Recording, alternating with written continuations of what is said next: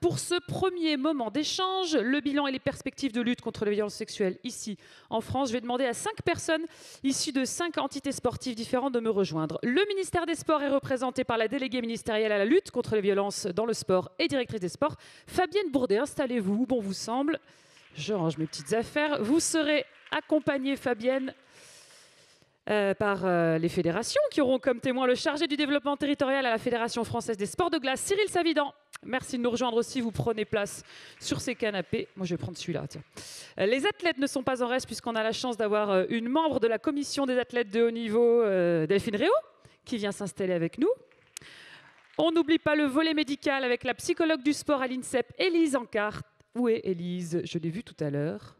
Elle prépare ses affaires, elle va nous rejoindre. Et puis, on va inviter également le monde universitaire avec Didier Chavrier, vice-président de l'Université d'Orléans. Merci de nous rejoindre tous les 5 sur scène pour que l'on puisse discuter, échanger. Je me suis permise... il manque Élise. Ah, là, voilà. Il y a de la place ou pas? Sinon, je reste debout, puis je vous installe là. Hein. Comme vous préférez. Moi, mettez-vous là si vous voulez. Merci pour mes talons, c'est gentil. Je me suis permise une rapide introduction. Est-ce qu'on va peut-être prendre quelques minutes pour apprendre tous à mieux se connaître? Tiens, Fabienne Bourdet, dites-nous un petit peu plus sur votre rôle au sein du gouvernement. C'est quoi être délégué à la lutte contre les violences? Vous avez chacun un micro, je crois. Alors, la création, c'était une création de mission de délégué ministériel à la lutte contre les violences dans le sport qui a été initiée en début d'année 2020. La présidente y a fait allusion tout à l'heure à l'occasion de la première convention nationale de lutte contre les violences dans le sport. Et pourquoi la création de ce poste finalement? Il s'agissait à un moment... dont tout le monde a dit que c'était un moment un peu fondateur, de mettre en place une stratégie nationale qui implique bien sûr le ministère chargé des sports, mais pas que, puisqu'on l'a évoqué au cours des différentes interventions. Ce sujet des violences, il ne concerne pas que le ministère des Sports, il embarque en interministériel différents ministères, dont le ministère de la Justice, ministère égalité hommes-femmes, etc. Je ne vais pas tous les citer. Donc il y avait un sujet de coordination de l'action interministérielle sur le sujet de la lutte contre les violences dans le sport. Et à un moment où très clairement, chacun partageait le diagnostic qu'on ne pouvait plus continuer comme ça, mais qu'il y avait la nécessité de mobiliser des moyens et de structurer la lutte contre les violences au niveau national jusqu'au niveau territorial. Donc peut-être on y reviendra.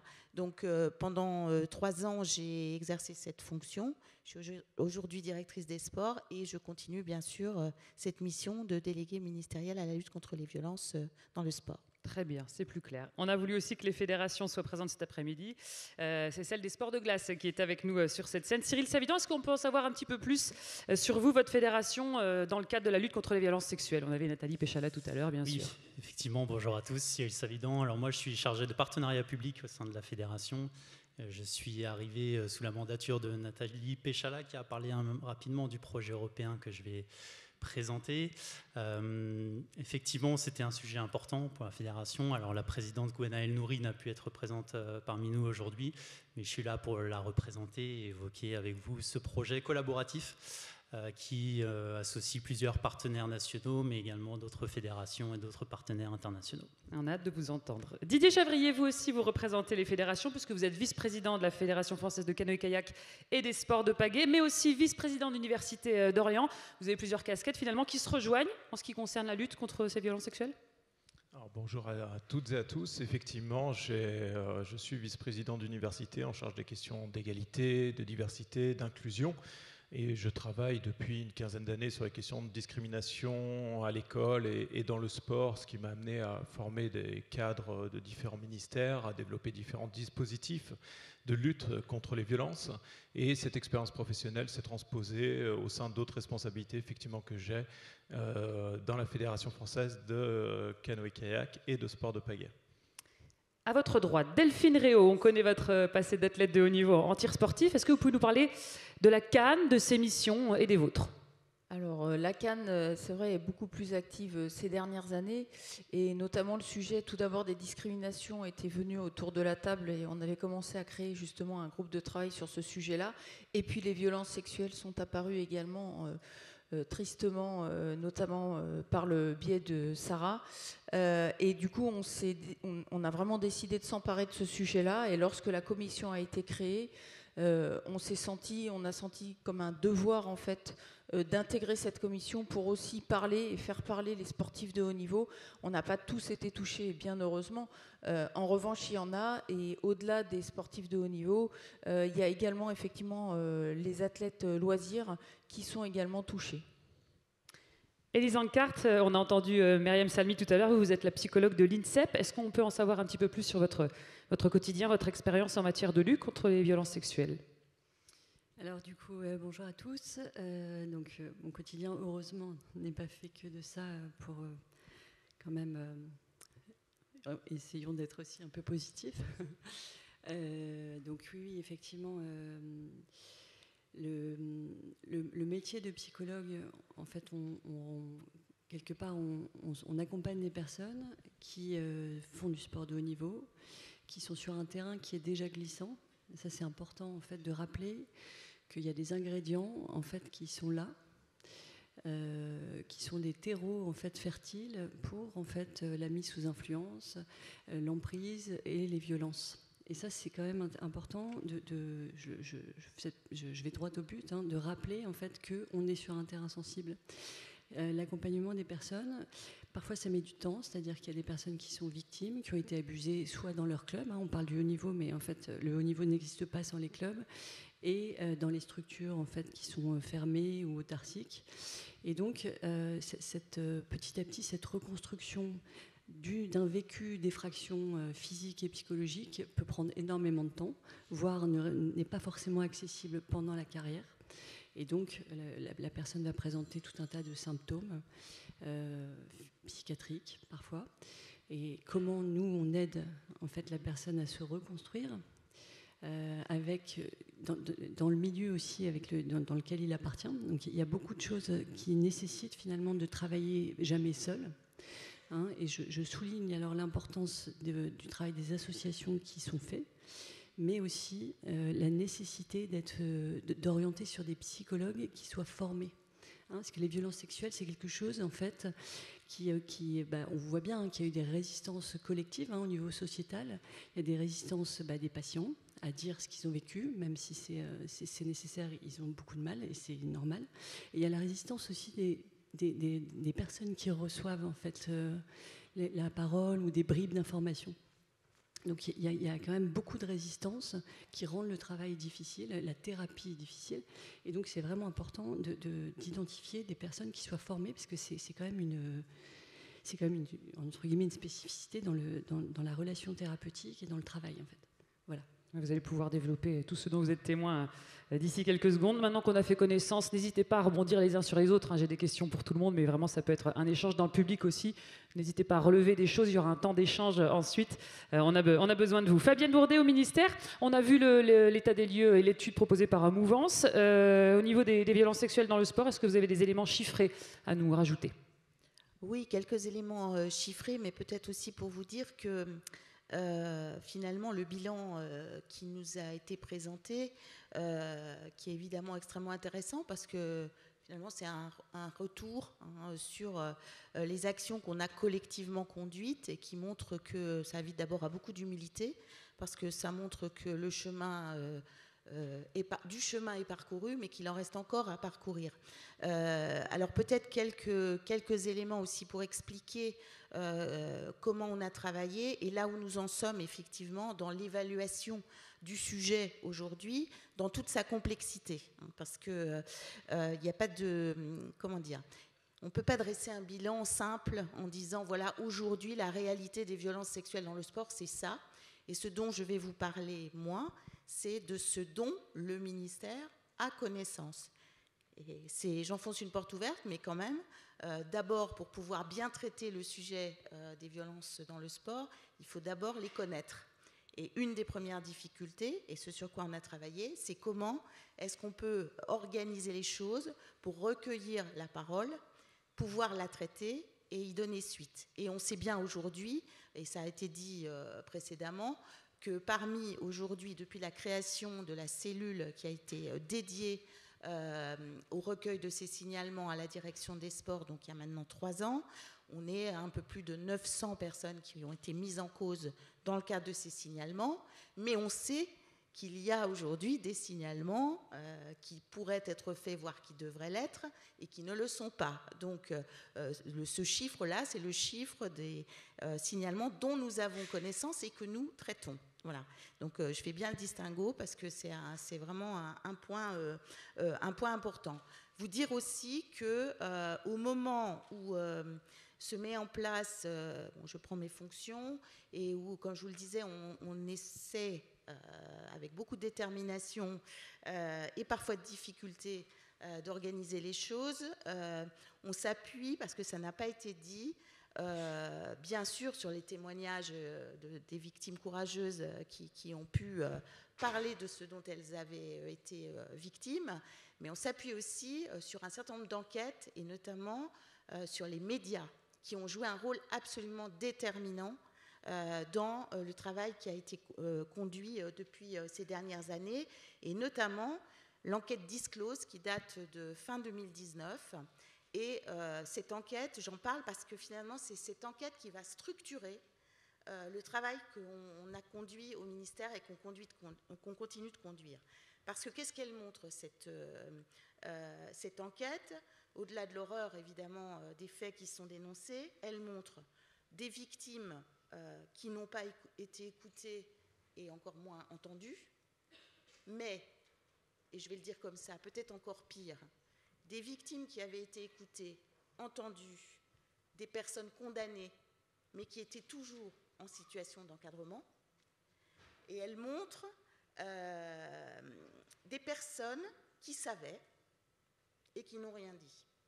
Et elles n'ont rien dit, soit parce que sciemment elles ont couvert les auteurs des faits, soit parce qu'elles ont elles-mêmes eu peur de parler et elles n'ont pas su quoi faire de l'information dont elles étaient détentrices. Et finalement, c'est autour de ce constat assez terrible qu'on construit la stratégie nationale. Et elle se construit autour de 3 axes. Le premier, c'est la création de la cellule qui va garantir qu'à chaque signalement, il va y avoir une traçabilité des suites qui vont être données. Et peut-être on y reviendra parce que ça n'est pas si simple. Et on voit aujourd'hui qu'on bute sur un certain nombre de difficultés qui, pour certaines d'entre elles, ont été évoquées. Donc aujourd'hui, les 900 personnes qui ont été mises en cause depuis 3 ans ont forcément donné lieu à une enquête administrative, parfois à des suites, parfois pas, bien sûr, mais en tout cas des enquêtes, et bien sûr un lien avec la justice si besoin, et avec les fédérations, puisque dans toute l'organisation qu'on met en place, et on le voit bien dans l'enquête, un des enjeux, c'est comment est-ce qu'on communique entre les différentes institutions qui toutes ont une responsabilité, qui concernent toutes des mêmes faits, mais dont il faut rappeler que dans notre droit, toutes les procédures sont indépendantes. Et c'est toute la difficulté dans laquelle on est collectivement pour donner les suites adéquates au signalement. Ça, c'est le premier sujet, c'est créer cette cellule avec maintenant cette adresse qui est, je crois, assez bien connue, signal-sport.gouv.fr, peut-être pas encore assez, mais qui commence à l'être bien, je crois. Le deuxième sujet, c'est le contrôle d'honorabilité. Donc, vous évoquiez les chiffres. Pourquoi le contrôle d'honorabilité? C'est pour répondre à la question, comment se fait-il que des personnes qui ont été condamnées se retrouvent à être en situation d'encadrement, parfois même avec des mineurs, etc. Donc là, la question, c'est comment... Alors évidemment, on se dit, en tant que citoyen, on se dit, c'est un scandale. Mais une fois qu'on a dit ça, on dit, oui, mais comment on fait? Comment on fait? C'est extrêmement compliqué, parce que dans le monde du sport, on a à la fois des encadrants professionnels, donc qui, eux, doivent avoir une carte professionnelle et qui, parfois, ne l'ont pas alors qu'ils devraient l'avoir. Et s'ils ne l'ont pas et que personne ne leur a demandé, forcément, à un moment donné, on peut avoir des trous dans la raquette.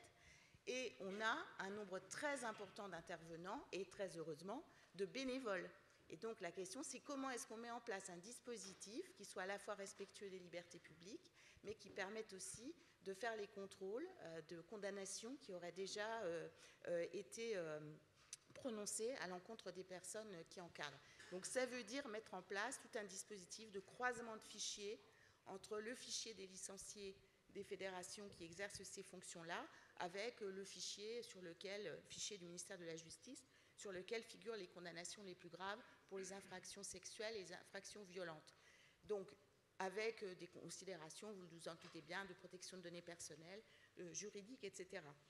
Et on a étendu le contrôle d'honorabilité des bénévoles qui concernait les dirigeants et les éducateurs par la loi d'août 2021 qui concerne aujourd'hui les arbitres, mais aussi toutes les personnes qui interviennent auprès de mineurs dans les fédérations. Donc l'arsenal juridique aujourd'hui, on l'a.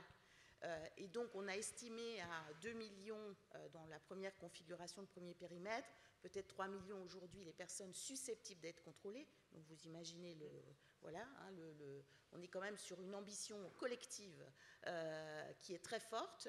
Et dans sa mise en œuvre, qui rencontre, et c'est normal, des difficultés, on est aujourd'hui à un peu plus de 500 000 personnes qui d'ores et déjà ont été contrôlées. Donc on n'est pas au bout du chemin, mais on est bien avancé. Puis le troisième sujet, c'est la prévention, mais on y reviendra peut-être dans les échanges.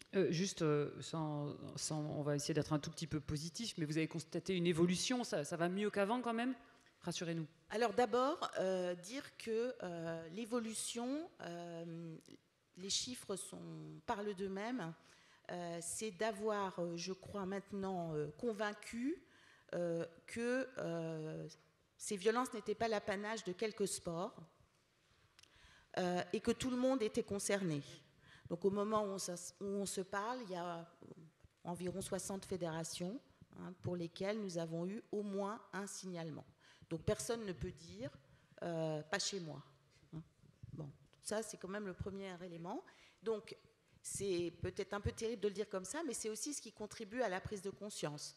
Et de se dire « ah, eh bien finalement, il faut que moi aussi, je m'intéresse à ce sujet et que je vois si ça m'arrive, comment est-ce que je vais être amenée à le traiter ». Donc oui, j'ai envie de vous dire, on a progressé. On a d'autant plus progressé que, comme je vous le disais, on a un cadre législatif qui s'impose aujourd'hui à tout le monde sur ces sujets et qu'au-delà, je dirais, du droit dur, on a, dans le travail qui a été initié au niveau du ministère, exigé que dans chaque fédération, on ait un référent qui traite avec la cellule des signalements dont on a connaissance et qui puisse permettre justement cette circulation de l'information dont on voit qu'elle n'est pas encore au top. Mais bon, en tout cas, le dispositif existe et aujourd'hui, je peux en témoigner. Chaque jour, il y a des relations entre ces référents des fédérations et la cellule pour traiter au mieux les signalements qui nous arrivent. Et puis, on a mis en place un réseau de référents, cette fois-ci sur le domaine de la prévention, notamment grâce aux directeurs techniques nationaux et aux cadres de l'État qui interviennent auprès des fédérations. Et on a demandé, dans le cadre des contrats de délégation qui sont signés entre l'État et les fédérations, que chaque fédération se dote d'un plan de prévention. Et ce plan de prévention, aujourd'hui, on a une 50aine de fédérations qui l'ont initié, parfois jusqu'à son plus haut niveau d'aboutissement, qui est pour nous que ce plan soit évidemment travaillé par les techniciens de la fédération, mais soit voté par les instances de la fédération et donc partagé par l'ensemble de la gouvernance nationale et territoriale. Il y en a une vingtaine de fédérations aujourd'hui qui sont, je dirais, à ce niveau de mise en place et de déclinaison de leur plan de prévention. Donc voilà, on n'est pas à toutes les fédérations, mais on peut quand même mesurer aussi le chemin parcouru. Et avec un travail, et ça a été dit tout à l'heure et je voudrais vraiment le souligner, dans le cadre de partenariats qui sont évidemment essentiels avec des associations qui, elles, ont la compétence et l'expertise pour pouvoir non seulement traiter des signalements, mais contribuer à la sensibilisation, ça a été dit tout à l'heure, et à la formation des acteurs. Et on vous les présentera tout à l'heure, ces associations. En tout cas, on va dans le bon sens. Fabien, vous avez parlé de fédération, on a 2 représentants ici. Cyril Savidan, est-ce que vous pouvez nous parler maintenant du projet européen porté justement par votre Fédération française des sports de glace concernant la prévention contre les violences sexuelles dans les sports de glace? Déjà, le contexte, comment est né le projet? Effectivement, le contexte est important et particulier parce qu'il est né, ce projet, dans le cadre des révélations de Sarah Abitbol qui vient de nous rejoindre, je crois, parmi nous, qui a eu des conséquences politiques au sein de la fédération avec la démission de l'ancien président et l'arrivée de Nathalie Péchala. Et effectivement, Nathalie a souhaité mettre en place différents processus, mais aussi travailler sur la prévention. Et pour ça, on a considéré qu'il y avait un moyen opportun qui était de candidater sur un programme européen, donc le programme Erasmus+ Jeunesse, parce qu'il offrait déjà des moyens pour travailler sur ce sujet-là. Donc on a candidaté en 2021 parce que les candidatures sont souvent longues et nécessitent de s'associer à des partenaires, à réfléchir à la bonne méthodologie et aux bonnes actions. Et on a pu débuter ce projet, que vous voyez un petit peu résumé ici, en 2022. Mais comme on ne s'ennuie jamais à la Fédération française des sports de glace, il y a eu un nouveau changement en politique et l'arrivée d'une nouvelle équipe en 2022 qui a questionné non pas la prolongation du projet parce que c'était une nécessité de le continuer, mais plutôt de la méthodologie, l'implication de tout le monde. Et donc le consortium que vous voyez là a été vite rassuré par la présidente actuelle Gonaëlle Nouri qui a confirmé tout l'intérêt de ce projet-là, qui s'est impliqué dedans, qui a nommé la secrétaire générale comme référente de ce projet-là. Donc la secrétaire générale suit de près ce projet. Et puis elle a associé également des athlètes et d'anciens athlètes à ce projet. Donc pour le présenter très rapidement, effectivement, il y a cette organisation qui compose ce consortium, la Fédération française des sports de glace étant le leader de ce projet-là. On a 2 fédérations nationales, la Fédération hongroise de patinage et la Fédération néerlandaise, 3 organisations françaises, Colosse qui était associé dès le début à la candidature, donc dès l'année 2020, ainsi que Sport et Citoyenneté qui nous a aidé notamment sur le montage technique du projet, et puis également actuellement sur la valorisation et la communication du projet. Et enfin, en partenaire français, l'Université Claude Bernard Lyon 1, car l'université dispose d'un laboratoire sur les vulnérabilités et l'innovation dans le sport. Son chercheur, donc Philippe Lyotard, nous aide notamment sur la réalisation d'une étude qui est en cours actuellement. Et enfin, la Fédération internationale, j'y reviendrai peut-être, qui est également un partenaire essentiel de ce projet-là. Donc le calendrier, le projet a débuté en mars 2022 avec une conférence lors des championnats du monde de patinage à Montpellier. Et le projet se terminera en décembre 2024. Même si on espère pouvoir le prolonger par la suite au-delà de la période d'éligibilité du projet européen. Alors les actions sont diverses. On est actuellement en train de réaliser une étude scientifique pour mettre en avant les spécificités finalement des sports de glace et mettre en avant en quelque sorte les situations à risque au sein des fédérations européennes des sports de glace pour traduire tout ça en plan d'action. Pour nos fédérations et puis afin d'éveiller les consciences et sensibiliser, on a déjà mis en place des conférences, on travaille sur des campagnes de sensibilisation et enfin on va créer une revue dédiée à la lutte contre les violences sexuelles dans les sports de glace.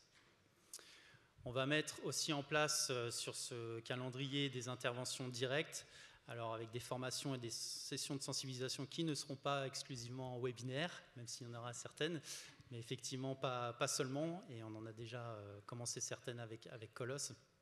Et ensuite, on va travailler sur un plan de déploiement d'intervention parce qu'il n'était pas envisageable dans le cadre du projet d'intervenir comme le fait Colosse au sein des autres fédérations qui n'avaient pas forcément le même niveau d'avancement. Mais en tout cas, on va créer une sorte de guide, un plan pour que ces fédérations puissent quand même mettre en place ces interventions directes en présentiel auprès des différents acteurs et des jeunes athlètes.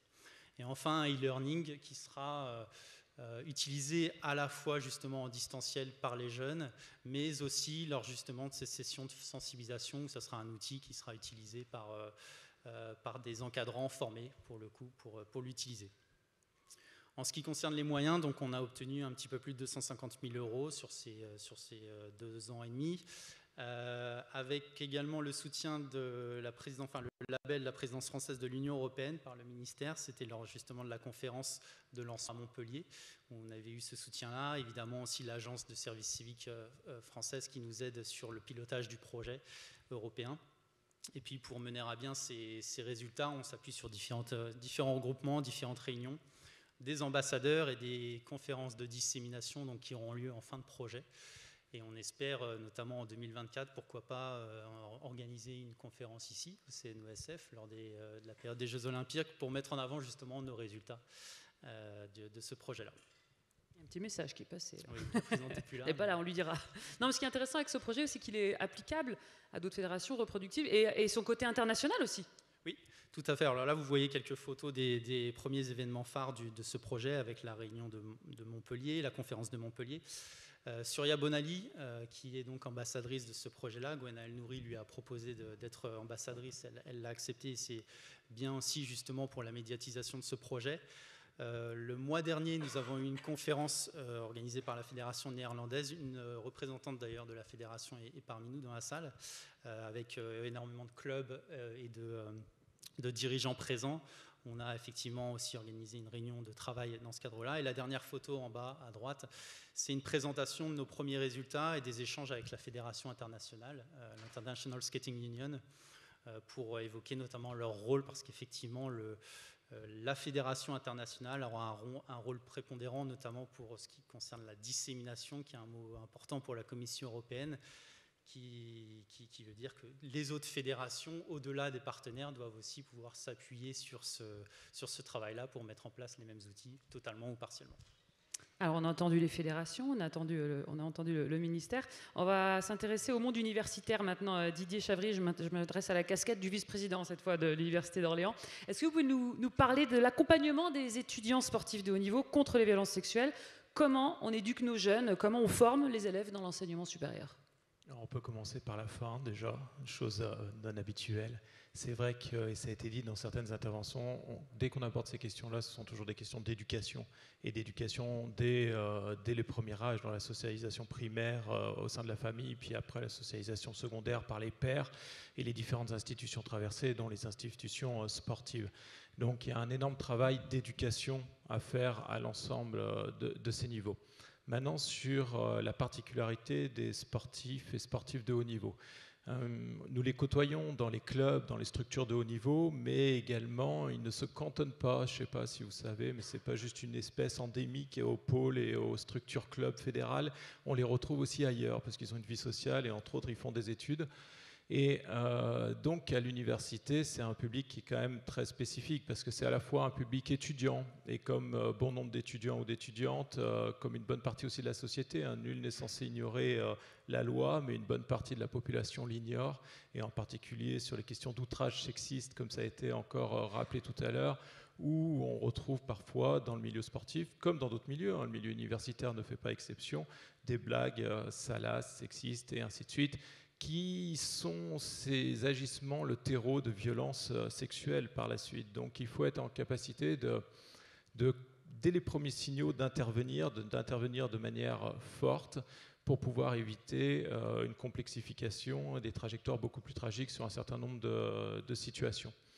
Après, sur les sportifs et sportifs de haut niveau, leur spécificité, au-delà d'être étudiants et étudiantes, c'est leur engagement conséquent sur les dimensions d'entraînement, sur aussi toutes les spécificités qu'on peut retrouver dans le lien entraîneur-entraîné, avec les dimensions d'emprise, comme ça va être évoqué ce soir dans le film. Mais ces dimensions d'emprise, on les retrouve aussi à l'université, parfois dans la relation entre un directeur de thèse et une doctorante. On peut faire ici un parallèle aussi assez intéressant. En tout état de cause, sur l'exemple ici de l'Université d'Orléans, sur l'accompagnement des sportifs et sportifs de haut niveau, il y a des formations qui sont mises en place sur la prévention des violences sexistes et sexuelles, qui s'étendent également à l'ensemble des associations étudiantes dans l'organisation d'événements festifs et même en dehors des événements festifs. C'est aussi des conventions d'accompagnement des sportifs et sportifs de haut niveau sur l'aménagement, bien évidemment, de leurs horaires, mais leurs horaires d'études, leurs horaires d'examen, mais également leur accompagnement psychologique, alors que ça soit dans le cadre de violences ou non, tout simplement. Et puis enfin, c'est la charte signée sur laquelle nous travaillons actuellement, signée par l'ensemble des athlètes de l'université qui représentent l'université, qui représentent aussi souvent leur fédération et qui sont amenés du coup à diffuser un certain nombre de valeurs. Les valeurs que nous connaissons, hein, du sport olympique, qui est l'excellence, certes, mais pas uniquement, le respect, et entre autres le respect des différences, mais aussi la possibilité à travers cette charte de rappeler toutes les procédures de signalement existantes internes à l'université ou en lien avec les fédérations que sont les leurs. Donc je pense ici qu'il y a un gros combat à faire au quotidien. Et pour ceux et celles qui sont engagés sur ces questions-là, ce qui est en fait la majeure partie, si ce n'est la totalité des personnes présentes dans la salle aujourd'hui, on sait que ce sont des actions répétées au quotidien qui permettent d'endiguer les violences sexistes et sexuelles. Dès que nous relâchons la tension, ne serait-ce un instant, on sait que des biais s'immiscent et à partir de ces biais, on peut avoir les pires conséquences par la suite. Vous avez parlé de Black Salas, des étudiants. Je vais demander à Delphine Réau de nous témoigner si au sein des athlètes même, on connaît mieux ce phénomène, on sait mettre des mots, on reconnaît quand on est allé plus loin, quand cette blague se fait plus. Est-ce on apprend tous un peu ce qui se fait, ce qui se fait pas. Oui, alors effectivement, on apprend. Moi, j'ai quitté l'équipe de France en 2017, mais je suis quand même régulièrement en contact avec des athlètes encore en activité. Ça reste encore, je trouve, un peu tabou. On a encore du mal à en parler et je pense que communiquer, et je ne sais pas encore, j'ai pas de solution miracle pour le moyen de communication, parce que là on voit bien, il y a des réunions, il y a des échanges, mais les athlètes, c'est-à-dire les premières victimes en fait, elles sont un peu loin de tout ça. Alors quand on est sportif de haut niveau, en fait on est dans notre bulle. On est là pour faire de la perf, on est là pour atteindre notre objectif, on est là pour aller gagner une médaille. Et je ne vais pas dire qu'on est prêt à tout, mais en fait l'objectif est tellement grand et tellement plus important que tout ce qu'il y a autour qu'on en oublie parfois qu'il y a des choses qui sont inacceptables. Et moi, je n'ai pas été personnellement touchée. J'ai quelqu'un de mon environnement personnel qui l'a été, bon, pas dans le cadre du sport de haut niveau, mais peu importe, j'ai envie de dire, ça reste une victime. En fait, on ne le voit pas forcément arriver, parce que soit quand on pratique du loisir, on est dans le plaisir de pratiquer une activité physique qui nous convient, et du coup, on va pas penser à mal. Surtout, plus on est jeune, plus c'est difficile à décrypter, en fait. Comment on donne les moyens à des enfants, notamment à des jeunes adultes, quand il faut dire stop. Et surtout après, si jamais on n'a pas dit stop, on a honte, on a peur, on est sous emprise, on n'ose pas. Et là, comment on fait, en fait, concrètement, c'est ça en fait qu'il faut qu'on trouve. Quel est le moyen de détecter, quel moyen on donne aux jeunes victimes, en fait, de dire les choses, de libérer la parole. On n'arrête pas de parler de la libération de la parole. Ouais, mais concrètement, on fait comment ? Désolée, je pose plein de questions, mais parce que je n'ai pas encore les réponses à tout ça. Et c'est pour ça d'ailleurs qu'on est tous là autour de la table. C'est pour, ensemble, construire, structurer pour que ça n'arrive plus. Vous vouliez quand même faire le distinguo sport-loisir, sport de haut niveau. Est-ce que ce sont les mêmes enjeux ? Alors, les enjeux ne sont pas forcément les mêmes. En revanche, l'acte, la conséquence psychologique, en tout cas physique parfois, elle reste la même en fait. Peu importe qu'on soit sportif de haut niveau ou tout simplement en pratiquant du loisir, ça fait mal quoi. Et après, on fait comment on se reconstruit ? Mais c'est surtout, et c'est vrai que ça a été évoqué, comment on fait pour que ça n'arrive pas ? Comment on fait pour réduire tous ces risques ? Comment on fait pour mettre hors d'état de nuire tous ces nuisibles qui font du mal et qui tuent certains jeunes. Le mot tuer est peut-être un peu fort, mais c'est aussi psychologique, c'est-à-dire parce qu'après derrière, on est plus ou moins fort face à cette adversité, on n'est pas tous capables de se relever, et comment on fait pour aider toutes ces différentes populations, toutes ces personnes, toutes ces victimes à se reconstruire ou à éviter que ça n'arrive en fait. Qu'est-ce qu'on met en place ? Quels sont les points d'alerte ? Il faut des choses très simples, très concrètes, accessibles à tous âges. Et moi, par exemple, à mon niveau avec mon fils, très tôt, je l'ai sensibilisé. Je lui ai dit, voilà, ça, ton corps t'appartient. Personne, même moi à la limite, si tu ne souhaites pas que je te touche, tu me le dis. Voilà, donc en fait, mais comment on aide les parents ? Comment on aide aussi l'encadrement sportif ? Parce qu'il y a des gens très bien dans le monde du sport. Il n'y a pas que des fous furieux ou des folles furieuses. Et du coup, comment aussi on valorise, comment on aide ces personnes-là à être des aidants, en fait, et à éviter que ça n'arrive. Vous avez beaucoup de questions, Delphine, mais heureusement, on a Élise Ancard, notre psychologue, qui peut peut-être apporter quelques réponses, et notamment sur les conséquences de ces violences sexuelles, les dégâts, finalement, chez le sportif. J'ai envie plutôt de répondre, parce que les dégâts, finalement, ils peuvent être soit irréversibles, parce que ça peut être des équivalents de meurtres psychologiques. Ça peut se manifester sous forme d'addiction, de conduite à risque, de tentative de suicide, de mutilation, de dépression dont on ne se sort pas, de troubles de l'identité, par exemple.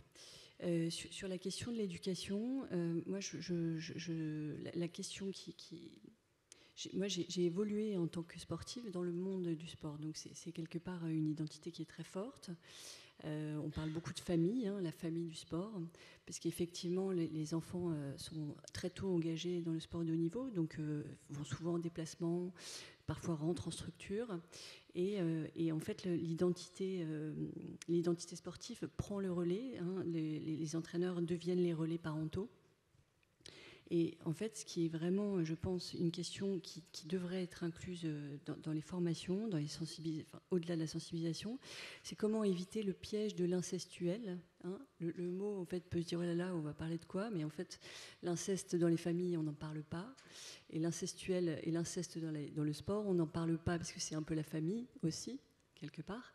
Donc, il y a aussi cette résistance-là. Et l'incestuel dans les familles, quand Delphine disait ça commence aussi dans les familles, quand vous disiez aussi également ça, c'est effectivement comment on discrimine, quelle est la limite, qu'est-ce qui est bon pour soi, qu'est-ce qui est bon pour l'autre, qu'est-ce qui est un dépassement et une effraction. Et les enfants, en fait, ne peuvent pas vraiment, ils savent quelque part qu'il y a quelque chose qui n'est pas en place. En revanche, ils n'ont pas forcément les moyens de s'en défendre. Ça, c'est la première chose. Et de deux, en fait, on voit bien que la mise sous emprise, la mise sous isolement, elle se fait petit à petit. Donc il y a à la fois, je pense, une explication et une répétition de ce qu'est en fait les limites, l'intimité et l'incestuel, comment éviter ces pièges-là, c'est-à-dire c'est des équivalents psychologiques incestueux en fait, où finalement l'autre devient le prolongement et l'objet de jouissance de l'adulte, et l'enfant naturellement il est dans le désir de l'adulte. Il a besoin de quoi l'enfant? Il a besoin d'amour et de sécurité, et donc si on rajoute à ça, cette exigence, cette adaptation nécessaire à la performance, cet espoir de gagner, d'aller plus haut. Du coup, l'entraîneur est dépositaire de tous les pouvoirs. Et donc, pour un entraîneur, c'est pas si simple de se positionner et de pas tomber aussi dans le piège de la séduction, qui est normal dans le lien humain, dans le lien mère-enfant, il est normal et il est même constructeur. C'est-à-dire qu'on retrouve ce contrat narcissique de séduction mutuelle entre la mère et l'enfant, où chacun se reconnaît dans ce qu'il apporte à l'autre, et c'est ce qui se rejoue un petit peu dans le lien entraîneur-entraîné, où il y a beaucoup de sportifs qui ont besoin d'être rassurés. Ils font des très grandes perfs, c'est fabuleux tout ce qu'ils ont comme capacité de travail, etc. Et pour autant, il y a une espèce de fragilité où ils ont besoin d'être rassurés, où c'est jamais assez bien ce qu'ils font, où il faut toujours répéter les performances pour exister en tant que sportif de haut niveau. Tout ça, c'est des choses en fait qui sont fragilisantes, et quand ça va pas, ils trouvent en général pas d'excuses. Donc si quelque chose en fait a eu lieu à leur rencontre, une effraction physique, une effraction psychologique, ça va pas être si simple de dire oui mais en fait peut-être que c'est moi. On protège aussi on protège le rapport à l'adulte, on protège le lien. Il y a dans les personnes qui sont vulnérables à l'emprise et aux violences physiques et psychologiques, il y a un point commun entre l'agresseur et l'agressé. C'est une faille en fait initiale qui fait qu'il y a une rencontre en fait. Et donc ça c'est important, il faut bien expliquer alors avec des langages adaptés aux enfants, aux adolescents, aux adultes, et comment on évite ce piège-là, déjà en expliquant ce que c'est, parce que ça commence dans les familles. Les limites, elles ne sont pas toutes les mêmes partout. Et donc, moi, je vous cite un exemple d'une jeune fille qui part en structure qui va s'entraîner, et puis en fait elle dort chez son entraîneur parce que c'est le copain des parents, donc c'est cool, pas de problème.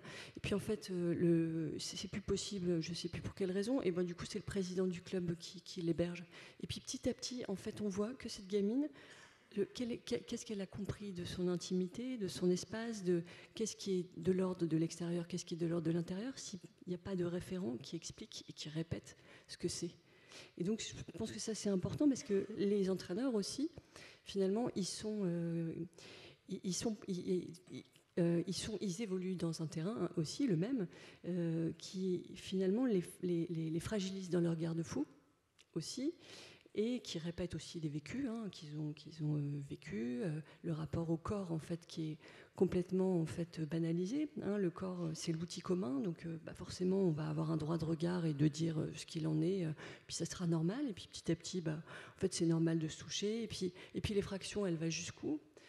Et ça, doublé en fait à l'épuisement physique, parce qu'il y en a de l'épuisement physique, au dépassement des limites physiques, psychologiques et de la nécessaire violence, parce qu'il faut se dépasser, il faut se faire mal, etc. Finalement, on ne sait plus. Qu'est-ce qui est finalement... Oui, là, ça a été trop loin, en fait. Voilà. Et donc, ça, c'est important de savoir que les garde-fous tombent et il faut en remettre. C'est quand même de la régulation, ça, c'est le maître mot à tous les niveaux. La régulation, ça veut dire qu'il ne faut pas laisser un lien entraîneur-entraîné en autarcie. Donc il faut réguler le lien, réguler la séduction, ouvrir, et ça se joue à tous les étages. Et ça, c'est vraiment important. On a une responsabilité collective, ça c'est clair et net. Et c'est vrai que c'est pas, en fait, comme ça reste du subjectif, c'est pas si simple. On va dire, mais ça, c'est... Non, mais ça va, on va banaliser le fait que... Non, en fait, on parle pas de sexualité avec des jeunes ados. On raconte pas sa vie en tant qu'adulte. Parce qu'on voit bien que l'incestuel, c'est la confusion des places. C'est le fait qu'il y a la sexualité qui est partagée, racontée comme si de rien n'était. C'est l'effraction dans l'intime, répétée. Et puis petit à petit, finalement, on ne sait plus qui fait quoi. Et ça, vous le verrez bien dans le film, qui est remarquable, dans la justesse en fait des glissements progressifs, où on ne voit plus finalement quelle est la différence des générations. On voit bien la séduction qui est progressive, aussi au nom de la performance, au nom de la toute-puissance, en fait. Et du coup, le rapport à la loi est évincé. Donc voilà, je pense qu'il faut répéter à tous les étages quand même des points de repère et les limites, en fait, qui quand même, malgré tout, ne sont pas les mêmes chez chacun. Et pour autant, ça crée des effractions, ça crée des fragilisations. Toutes les victimes de violences sexuelles, elles ont eu déjà des effractions en avant. C'est-à-dire avant on va dire le point terminal, on voit bien dans l'historique qu'il y a eu des effractions qui ont été faites, qui font que petit à petit en fait les limites s'amenuisent et que en fait la personne à un moment il y a cette rencontre qui s'avère fatale. Donc c'est aussi important de revenir sur quelles sont les limites, qu'est-ce qui est bon pour moi, qu'est-ce qui n'est pas bon pour moi, qu'est-ce que j'accepte, qu'est-ce que je n'accepte pas. Et au nom de la performance, il faut évidemment que ce soit régulé. Et ça, c'est un travail de fond et de quotidien, en fait. Voilà, je suis désolée, j'espère ne pas avoir monopolisé la parole, mais c'est vrai que c'est des sujets qui sont hyper importants, et qui mériteraient du temps, parce que vraiment, la notion d'incestuel, elle est vraiment importante. Il ne faut pas en avoir peur, parce que c'est quand même... c'est des risques qui existent dans les familles et des risques qui existent dans les milieux à haut potentiel émotionnel, où il y a beaucoup d'affectifs. Beaucoup de proximité, beaucoup de quêtes communes de perfection, et tout ça, c'est des ingrédients en fait fragilisants.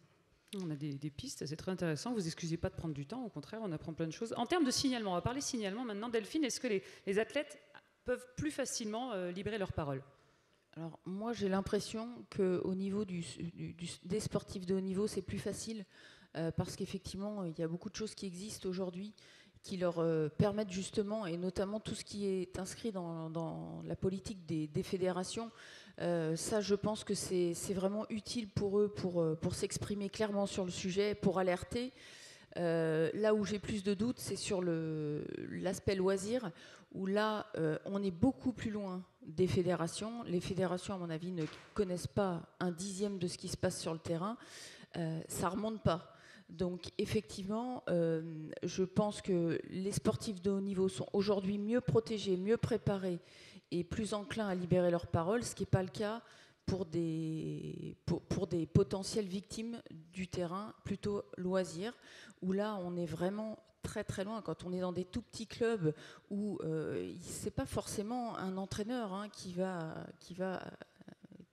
passer à l'acte, ça peut être dans certains cas un adulte qui pratique également et qui dépasse les limites.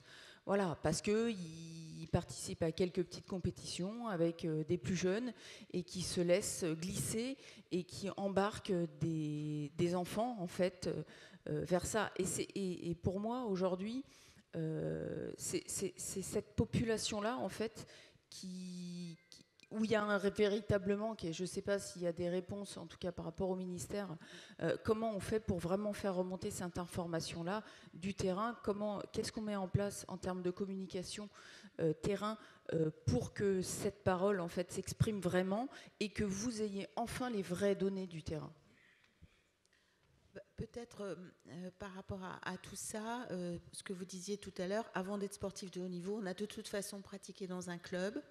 Je dirais classique, évidemment c'est pas péjoratif, et il y a des habitudes qui ont pu être prises et qui vont marquer l'athlète jusqu'au plus haut niveau, dans aussi ce qui peut relever de dysfonctionnement. Ce que vous disiez à l'instant, madame, finalement, quand on regarde les 900 signalements, c'est rarement des signalements pour des faits qui se sont produits pendant que l'athlète pratique son activité sportive.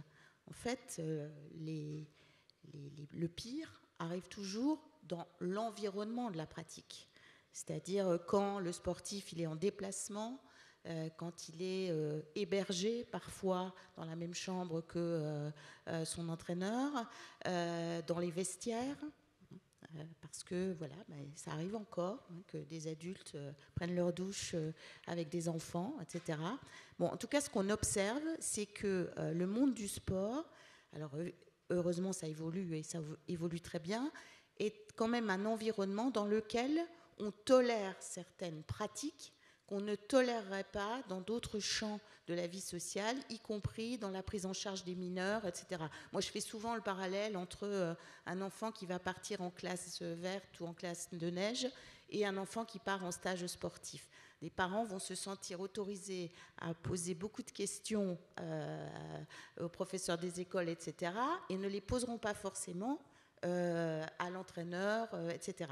Donc c'est parce qu'il y a aussi une confiance, et il faut s'en féliciter, dans l'institution, sauf que, à certains moments, le dérapage, pour prendre un terme le plus neutre possible, est possible, et la régulation que vous évoquiez, elle ne se fait pas. Et donc le travail sur lequel on s'est mobilisé avec les fédérations sportives, etc., sur les outils, ça a été de communiquer sur ce que j'appelle, c'était l'époque, des gestes barrières, c'est-à-dire les gestes simples, pour dire attention, ça vous ne devez pas l'accepter. Il y a un certain nombre de pratiques qui ne doivent plus avoir lieu d'être quand on est dans une organisation sportive, alors même qu'on a toute confiance dans l'éducateur, alors même qu'on a toute confiance dans le dirigeant, etc. Pour autant, et on le voit bien dans l'enquête, entre le travail qui est fait au niveau national et la manière dont ça infuse au niveau territorial, il y a un écart qui est absolument considérable, et malgré les efforts des uns et des autres. Donc là, on a besoin vraiment d'une communication aussi grand public sur la question de l'intégrité physique et morale du pratiquant, qui doit être perçue non seulement comme un sportif, mais d'abord comme un enfant, comme un jeune, comme un être humain, et qui est aussi sportif, et donc qui a droit au respect de son intégrité, etc. Mais c'est un changement de paradigme, même pour le ministère, au sein du Code du sport, quand on voit comment sont rédigées les dispositions législatives et réglementaires en matière de protection. On parle toujours de la protection du pratiquant du sportif, etc., le terme protection des mineurs, par exemple, n'arrive dans le Code du sport qu'à l'aune des dernières lois, où là, on pose la question finalement de l'intégrité physique, morale, psychologique du pratiquant, et pas uniquement dans la dimension progression technique, recherche de la performance, etc. Donc ça, c'est vraiment important. Et vous disiez à quoi est-ce qu'on peut voir que les choses évoluent. Alors, il y a un indicateur, c'est que quand la cellule a été créée, l'essentiel des signalements qui nous parvenaient étaient des signalements pour des faits très anciens. Avec toute la difficulté de pouvoir conduire les procédures, hein, parce que voilà, c'est à un moment donné compliqué, dans le respect des droits de la défense, de pouvoir établir qu'effectivement les faits qui sont dénoncés ont réellement eu lieu. Et aujourd'hui, les signalements qu'on a sont des signalements pour des faits très récents, et essentiellement dans le champ du sport loisir. Donc, voilà, encore une fois, hein, on n'est pas au bout du chemin, mais bon, je pense que ce sont quand même des indicateurs qui sont assez encourageants de la prise de conscience collective. Oui, Delphine, on répond à toutes vos questions. C'est génial, merci. Didier Chavrier, vous avez la double casquette, alors j'en profite. Est-ce que vous me parlez des procédures administratives, des procédures disciplinaires? Est-ce qu'il y a des parallèles entre fédé, université et in fine le ministère? Grande question. Grande question. Et alors, effectivement, il y a des parallèles sur les dimensions de signalement. On a très souvent, alors je ne vais pas parler pour toutes les fédérations, parce que je ne connais pas les dispositifs de toutes les fédérations. On a vu les chiffres, en tout cas, un bon nombre de fédérations sont armées, sont différemment armées suivant aussi leur constitution, leur taille et les moyens dont elles disposent, que ce soit des moyens humains ou financiers. Et on a vu que c'est un des points faibles. Mais très généralement, on a effectivement un signalement qui peut être téléphonique sur une adresse mail dédiée, qui va amener après un binôme d'écoute qui a été formé à recueillir les premiers éléments de parole pour pouvoir faire deux choses. La première chose, c'est recueillir les premiers éléments juridiques, si je puis dire, pour essayer de commencer, alors non pas à caractériser, mais pouvoir creuser un peu la situation. Et également proposer, à partir du moment où il y a eu signalement, proposer un accompagnement psychologique, médical, social, voire juridique, le cas échéant, parce que s'il y a eu signalement, il y a forcément situation de mal-être. Donc il y a une proposition d'accompagnement.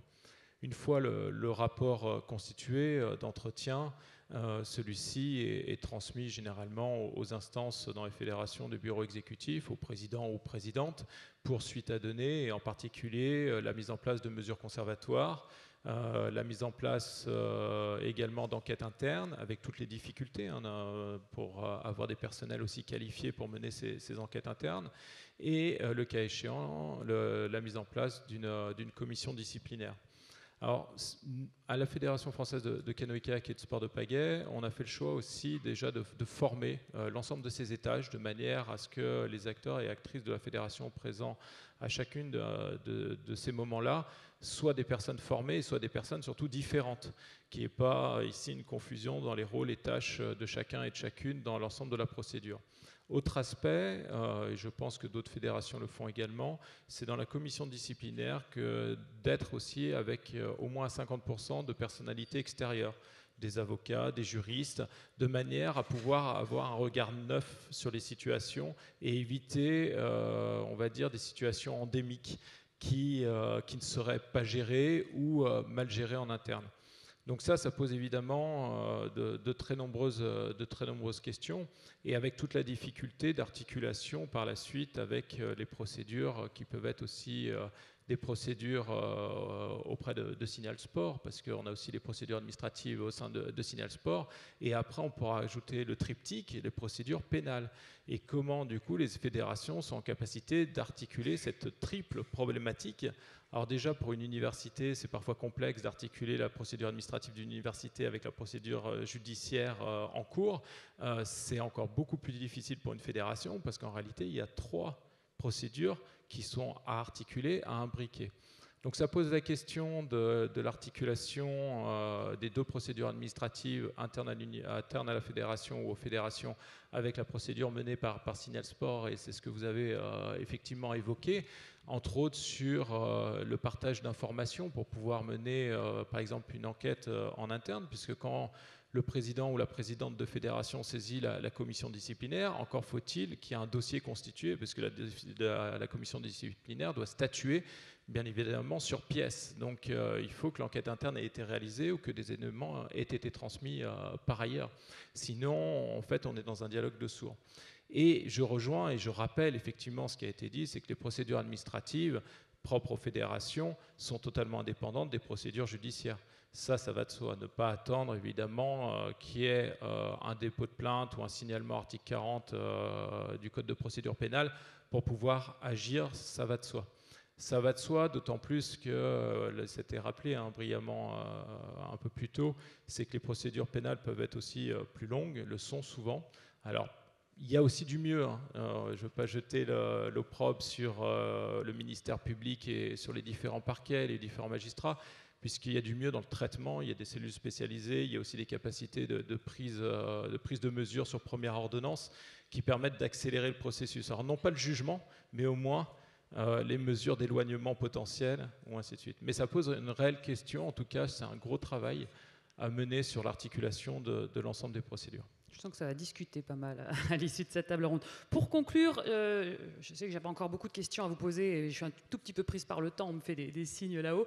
C'est une idée qui nous vient de Catherine qui nous a dit que ce serait quand même pas mal si après chaque intervenant, on leur demandait à chacun une idée, une mesure innovante, concrète à appliquer. Peut-être que vous n'en avez pas tout de suite, peut-être qu'il vous faut un peu plus de temps, mais est-ce que je peux vous prendre un par un et vous demander concrètement quelque chose qui... on est là pour ça aussi, pour trouver des solutions. Cyril. Pour moi, ça serait autour des moyens financiers, parce que l'état des lieux Mouvance disait que plus de 2 tiers, je crois, des fédérations n'avaient pas de compétences en interne, déclaraient ne pas avoir de compétences en interne, et 47% ne pas avoir les moyens financiers suffisants. Donc je pense que ça peut passer déjà, notamment sur la prévention, de travailler en collaboration avec les autres fédérations, et puis aussi aller chercher l'argent là où il est. Alors nous, on a présenté un projet européen, mais on est une petite fédération, donc déjà ça prouve que c'est possible. Et puis il y a d'autres forfaits, des montants forfaitaires plus accessibles au niveau de l'Europe. Il y a aussi des appels à projets de l'ANS, du ministère, du CNOSF qui permettent de travailler sur ces sujets-là, parfois en collaboration entre plusieurs fédérations. Et donc, je pense qu'il faut aller chercher l'argent là où il est pour travailler sur ce type de sujet. Voilà. Fabienne Bourdet. Peut-être, je dirais, j'emploierais le mot systématisation. C'est-à-dire ce sur quoi on bute aujourd'hui, et peut-être que je le dis avec beaucoup d'humilité et un peu de tristesse aussi, c'est qu'à un moment donné, on marque le pas. On marque le pas, pourquoi ? Parce que finalement, on a réussi à embarquer tous les convaincus. Sauf que notre souci aujourd'hui, c'est comment est-ce qu'on va irriguer au plus près des pratiquants, jusque dans les clubs, etc. Donc le cadre législatif, il a été posé. C'est plus la loi, même le règlement qui permettra de progresser.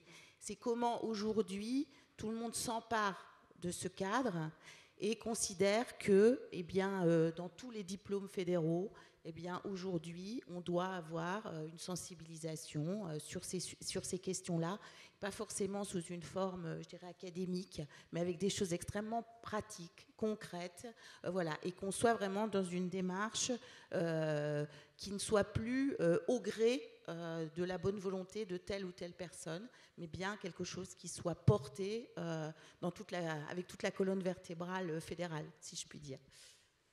Alors, moi, je vais rester aussi sur un aspect un peu communicatif. C'est essayer de trouver un moyen de communiquer auprès des jeunes, auprès des moins jeunes, auprès des encadrements. Par exemple, pour les jeunes, ça pourrait être les plus jeunes des BD qui expliquent le stop, là où on pose les limites. Et puis après, en fait, en fonction des âges, donc ça, c'est pour les victimes, on va dire, essayer de trouver un moyen de communication adapté, via notamment, éventuellement par les réseaux sociaux pour les jeunes adultes, pourquoi pas. Après, comment concrètement, exactement, je pense qu'il faut qu'on se fasse aider. Et pour les encadrants, en fait, continuer à essayer de les réunir, à communiquer, à leur donner les bonnes pratiques pour intervenir quand ils sont susceptibles d'être témoins en fait d'un acte, soit par la parole d'un enfant qui vient leur dire ce qui s'est passé, ou par un autre moyen. Mais voilà, en fait, c'est éduquer tout le monde et où ça s'arrête pour éviter justement d'en arriver à avoir des victimes, en fait. C'est un peu plus préventif, ce que moi je proposerais. Voilà, et je pense que mes collègues vont avoir d'autres idées pour faire l'étape d'après. C'est quoi l'étape d'après, Didier? Superbe transition. En y réfléchissant un peu, il y a 4 mesures qui me viennent à l'esprit. Effectivement, venir davantage dans l'anticipation. Là, on est en train de traiter souvent l'urgence et être davantage dans une dimension prophylactique d'anticipation me semble être essentiel. Et cela passe par une première mesure, me semble-t-il, c'est déployer en fait un plan égalité dans l'ensemble de nos fédérations, structures. Le plan égalité comprend certes la lutte contre les violences, mais également l'articulation vie pro, vie perso, vie familiale, et on sait que c'est important au niveau du sport de haut niveau. Également l'accès paritaire aux cadres, emplois et fonctions. Bref, en réalité, si vous êtes investi dans la fonction publique, vous savez que je suis en train d'énumérer les items de la loi de transformation de la fonction publique. Alors j'ai bien conscience que les fédérations ne sont pas fonction publique, mais néanmoins elles ont une mission de service public. Et à cet égard, je pense qu'il serait de bonne loi que chaque fédération puisse se doter d'un plan égalité, d'un vaste plan égalité qui placera un cadre beaucoup plus large sur la lutte contre l'ensemble des inégalités. Et on sait que de ces inégalités naissent les violences. Le deuxième point, ça serait peut-être aussi de sortir de la logique de dispositif. On est souvent en train de construire des dispositifs qui sont par nature pensés comme périphériques, annexes à une politique centrale. Et c'est là où je vous rejoins totalement dans le fait d'intégrer cette dimension-là au cœur des politiques. Et pour cela, il y a plusieurs axes qui me semblent être importants. C'est déjà le portage politique au sein des fédérations. Qui porte cette thématique au sein des fédérations? Est-ce directement la présidente, le président, un vice-président, ou est-ce que c'est un référent qui, du coup, a une portée politique bien moindre? Ça en dit long quand même sur la structuration ici de cette dimension. C'est également, toujours dans cet item, la sous-traitance. C'est vrai que beaucoup de fédérations qui n'ont pas forcément en plus les compétences en interne seraient tentées de sous-traiter cette question-là et épineuse. Et on voit de facto, toutes les difficultés après avoir une réelle transformation au sein de la fédération, des mentalités et des dispositifs. Et enfin, c'est sur les formations, transiter de formations qui soient des formations, on va dire, en parallèle, en périphérie, placées, peu importe leur modalité, que ce soit en présentiel, en distanciel ou autre. Mais on sait que ces formations-là, il y a quand même 2 difficultés. La première, c'est de former tous les membres d'une des fédérations qui peut représenter des centaines, voire des millions de personnes. Former des millions de personnes en présentiel, c'est tout juste colossal. En distanciel, on connaît les limites du distanciel également. Donc ça pose des questions très importantes. Et enfin, si ces formations sont simplement des formations facultatives, on sait qu'on va toucher toujours les mêmes personnes, des personnes qui sont déjà sensibilisées à ces questions-là. Donc comment faire? J'ai quelques pistes, puisqu'on les met en œuvre au sein de la Fédération française de canoë-kayak et de sport de pagaie. C'est entre autres ne plus penser ces formations comme parallèles, mais totalement intégrées en fait aux autres formations. Lorsqu'on met en place des formations d'initiateurs, de moniteurs, de monitrices, d'entraîneurs, de juges et ainsi de suite, forcément ils ont des modules sur ces questions-là.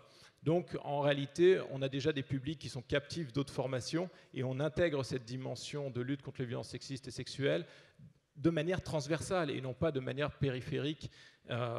Et enfin, peut-être une dernière proposition dans ces avancées, on voit la difficulté qu'ont un bon nombre de fédérations à traiter au niveau disciplinaire les dossiers. On voit la difficulté qui peut être celle déjà de grosses fédérations et encore pire, de plus petites fédérations. À cet égard, si on compare avec d'autres structures au sein du sol français, je pense à certains ministères ou même à d'autres pays, il y aurait une voie qui serait potentiellement la création d'un organe disciplinaire qui soit transfédéral et qui permette ici de traiter le cas de l'ensemble des fédérations et ce qui permettrait de dépayser, d'externaliser et d'éviter ainsi les conflits d'intérêts. Bon, voici très rapidement pour 3-4 propositions. Bon, il y en a d'autres potentiellement, mais je vais m'arrêter à 3-4. Didier, on va vous embaucher à la commission. Il y a plein d'idées. Élise, pour conclure, une idée comme ça, quelque chose auquel vous avez pensé?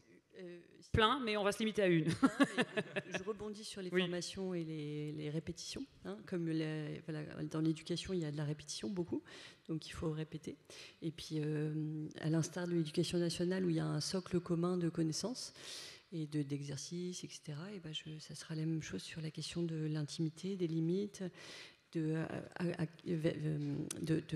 développer et de travailler sur l'estime de soi pour pouvoir éviter les fragilités qu'on retrouve chez les sportifs, notamment. Et la deuxième chose, pour ne pas être redondant, sur la question des structures privées, des structures autarciques, quel contrôle, quel lien, quel contrat avec l'État, en fait, pour éviter aussi les zones en fait, obscures où tout est possible, en fait.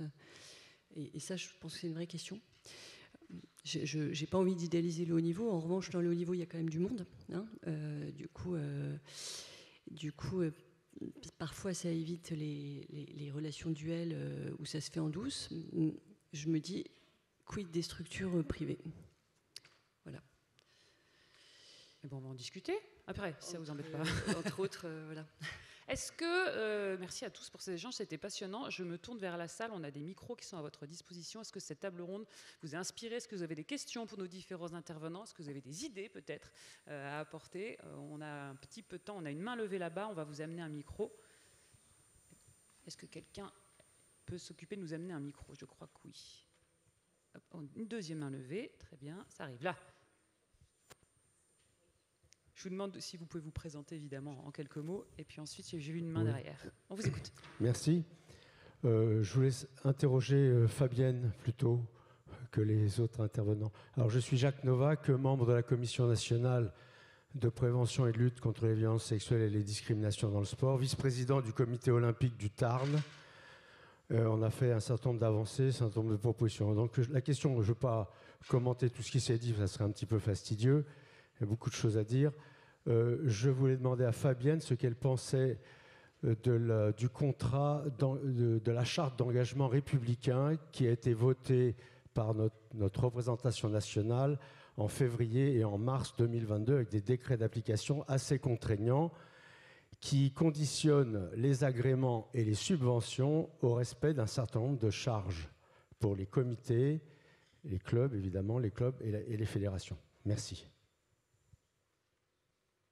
Alors, j'imagine que vous renvoyez le sujet dont on parle aujourd'hui aux questions de respect d'un certain nombre d'engagements, effectivement, qui trouvent place dans la charte d'engagement républicain autour des questions d'éthique et d'intégrité.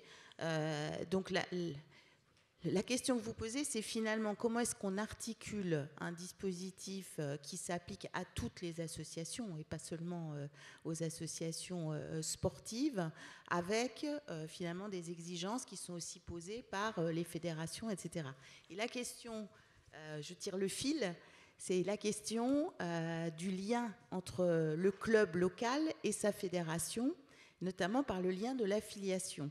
C'est-à-dire finalement, je le reformule un petit peu autrement, c'est comment est-ce que dans le lien d'affiliation entre le club et la fédération, on inclut parmi les conditions de l'affiliation le respect des engagements tels qu'ils figurent dans la charte d'engagement républicain. Et vous avez raison, aujourd'hui, ce sujet-là, il n'a pas été traité en tant que tel, hein, puisque, comme je l'ai dit, ce que vous évoquez là ne concerne pas que les associations sportives. Hein, donc ça concerne beaucoup d'associations, y compris qui ne sont pas fédérées, etc.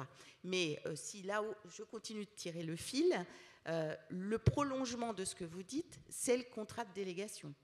C'est quand même dans le contrat de délégation, parmi les obligations qui apparaissent aujourd'hui dans le contrat de délégation qui est signé avec chacune des fédérations, c'est le respect d'un certain nombre de cadres, notamment en matière d'éthique et d'intégrité. Et c'est quel est le contrôle qu'on peut à un moment donné réaliser au-delà du seul sujet de l'implication nationale de la fédération. Et pour vérifier que jusqu'au niveau local, eh bien, toutes ces obligations sont effectivement respectées. Alors, toujours en allant au bout du raisonnement, avec quand même la conséquence en cas de non-respect de la charte, qui est la remise en cause de l'agrément, puisque bon, il n'y a plus de... l'État ne délivre pas l'agrément, puisque c'est l'affiliation qui vaut agrément, mais peut le retirer. Mais ce qui renvoie du coup à la question du contrôle. Alors, je ne sais pas, je pense qu'il y avait, vous pensez peut-être à quelque chose de plus précis dans votre question. Mais bon. Je crois qu'il y avait une deuxième main levée. Ouh là là, ouh là là. Bon, je vous le dis clairement, on n'aura pas le temps de toutes les faire, mais on pourra discuter après. On va en prendre une dernière. Je suis désolée, on est pris par le temps. Il y a l'international qui nous attend derrière. C'est à vous. Oui, bonjour, Laurence Robert. Je suis éducatrice sportive en activité. Je dirige un établissement équestre en Nouvelle-Aquitaine et je suis aussi membre de la Commission nationale de lutte contre les violences. Alors moi, je me pose depuis longtemps la question du rôle des parents. Vous disiez très justement, Fabienne Bourdet, le rôle important qu'ont les parents dans le cadre des contrôles des vacances scolaires, par exemple, des séjours de classe verte. Et moi, je me pose la même question du rôle des parents. On a des fédérations de parents d'élèves qui sont très puissantes actuellement sur la commission d'éducation nationale. Et je ne vois pas pourquoi on n'arriverait pas à intégrer les parents dans le rôle de tuteur au sein de milieu du sport. Alors on va tous se plaindre en tant qu'éducateurs sportifs d'avoir les parents sur le dos, mais moi, je ne pense pas du tout, justement. Je crois qu'ils ont un rôle à jouer prépondérant dans le devenir sportif de leurs enfants, qui sont les jeunes adultes de demain, dans le rôle éducatif et dans un rôle de régulation, de tutelle, sur l'emprise des dirigeants sportifs, sur les pratiquants, qu'ils soient de loisirs ou athlètes de haut niveau. Donc je pense qu'il y a peut-être une réponse à travailler sur la possible intervention de fédérations de parents d'élèves sportifs au sein du milieu sportif. Merci. Alors, au niveau national, c'est vrai que le sujet, lors de la première convention nationale, il avait été posé, en se disant, est-ce qu'on doit aller vers finalement une fédération des parents de sportifs? Bon, je n'ai pas la réponse aujourd'hui, mais en tout cas, ce que j'observe, c'est que certains clubs, aujourd'hui, mettent en place un dispositif dans lequel il y a finalement une sorte de comité de parents qui est à la fois un comité qui regroupe des parents qui donnent un coup de main dans le club, etc., mais qui, au-delà de ça, joue un peu ce rôle de régulation quand il y a quelque chose dans le fonctionnement du club qui leur paraît pas forcément aller dans le sens de l'intérêt des enfants. Je ne parle pas de l'organisation de la pratique elle-même, qui, elle, relève vraiment de la responsabilité du club, sont autorisés à faire des propositions, etc. Donc il y a déjà des frémissements qui vont tout à fait dans le sens de ce que vous dites. Vous me promettez de rester à la disposition de notre public, parce que j'ai vu plein de mains se lever. Merci en tout cas à tous les 5. Élise est déjà partie, elle a été prise, on l'excuse. Merci pour ce moment passionnant.